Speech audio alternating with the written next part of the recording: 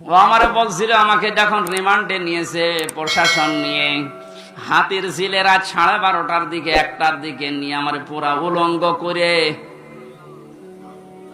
হাতে সিগারেট লাগিয়ে একটা অর্ধ উলঙ্গ মেয়ে মানুষ আমার পাশে দাঁড় করিয়ে ছবি তুলিস, বলে যেটা ছেড়ে দেবো যে তুই এই চরিত্রের।